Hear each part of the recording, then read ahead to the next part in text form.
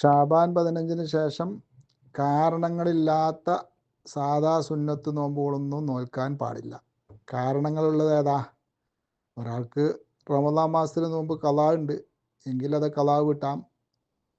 അല്ലെങ്കിൽ സാധാരണ എല്ലാ തിങ്കളാഴ്ചയും വ്യാഴാഴ്ചയൊക്കെ നോമ്പ് വെൽക്കുന്നൊരു പെണ്ണ എങ്കിൽ അവൾക്ക് എന്ത് ചെയ്യാം? ഷാബാൻ 15 ശേഷവും എന്ത് ചെയ്യാം? തിങ്കളും വ്യാഴമൊക്കെ നോമ്പ് വെൽക്കാം. അല്ലെങ്കിൽ ഒരു ആശൂറ നോമ്പ് ഖളാ ആയി പോയിട്ടുണ്ട് എങ്കിൽ അത് അന്ന് ഖളാ വിട്ടാം ഈ ഷാബാൻ 15 ശേഷം. അല്ലെങ്കിൽ പിന്നെ എന്തും പറ്റും. ഒരാൾ റജബും ഷാബാനൊക്കെ ഇങ്ങനെ നോമ്പ് വെച്ച് പോരാണ്. ഒരാൾ ഷാബാൻ 1 മുതൽക്കേ നോമ്പ് പിടിക്കുന്നുണ്ട്.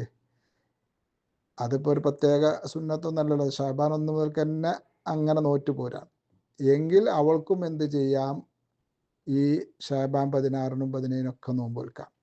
പക്ഷേ 17-നോ 18-നോ ഒരു ദിവസം നോമ്പ് മുറിച്ചാൽ പിന്നെ നോമ്പ് വെൽക്കാൻ പാടില്ല. അപ്പം ഇങ്ങനെ കാരണങ്ങളുള്ള നോമ്പാണെങ്കിൽ അവ നോൽക്കാം. അപ്പം നിങ്ങൾ പറഞ്ഞ നിങ്ങൾ സാധാരണ തിങ്കളും വ്യാഴമൊക്കെ നോൽക്കുന്ന ആളാണെങ്കിൽ നിങ്ങൾക്ക് എന്ത് ചെയ്യാം? ഈ പറഞ്ഞ ഷാബാൻ 15 ശേഷം നോമ്പെടുക്കാം. അല്ലാത്തവരാണെങ്കിൽ അവർക്ക് ഷാബാൻ 15 ശേഷം നോമ്പെടുക്കൽ ഹറാമാണ്, പാടില്ല എന്നാണ് എല്ലാ ഇമാമിങ്ങളും പറഞ്ഞത്. അത് നബി സല്ലല്ലാഹു അലൈഹി വസല്ലമ തങ്ങളുടെ ഹദീസ് അനുസരിച്ച് പറഞ്ഞതാണ്.